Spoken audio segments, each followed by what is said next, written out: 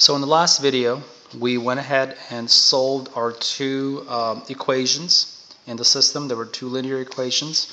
We solved them by well, didn't really solve them. We put them in the slope-intercept form, and then we got the slope and intercept for each one. So for the first one, the slope was -½ and the intercept was 7/2 or 3.5. For the second one, the slope was 3/2, positive 3/2.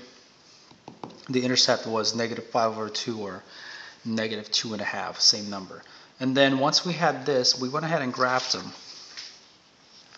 So this was the first equation, this was the second equation, and we found the point of intersection, where they intersected.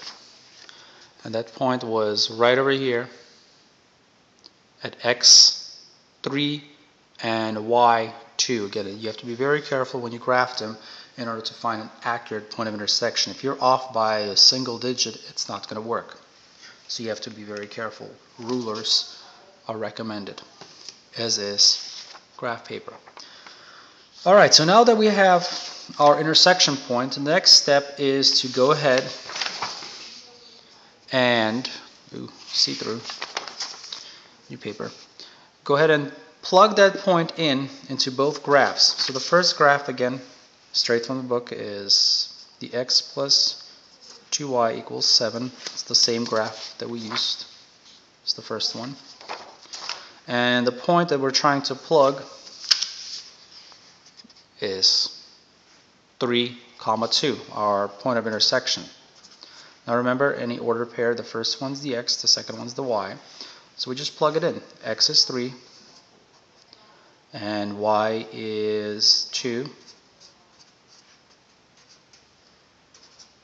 3 plus 4 is indeed 7. Awesome. So now we're going to do the same thing for the second equation. We're going to go ahead and plug it in. So this was the second equation. 3x minus 2y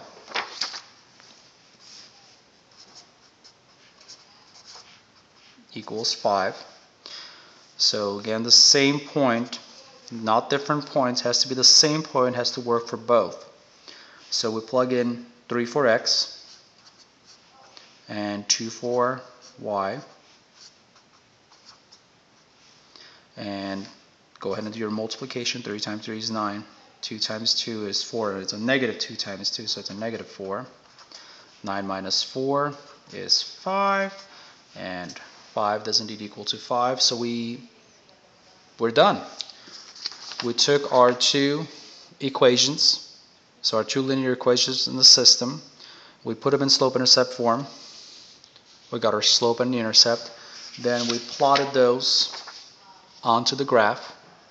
This was the first equation with its intercept and the slope. The second equation with its intercept and the slope.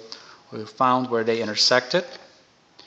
We looked at it. We counted the number of spaces, and that was the point at 3, 2, and that's our point of intersection.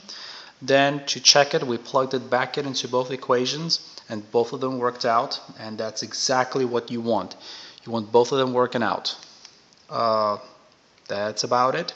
The rest of the section in the book, they have a few more examples that are essentially the same. They just get a little bit more complicated. But example 2 is pretty much the same thing, and then they give you a few practices. And then example 3 is a word problem. You're welcome to try that one and just look at it. We're not going to do very many word problems, but so make sure you're able to do example 2. So based on what we did here, look at example 2 in the book and try that one on your own. And then I also did 2 problems on the homework for you as well. So when you look at the homework, I have a separate video where I actually work out 2 problems for you for this particular section. Thank you for watching.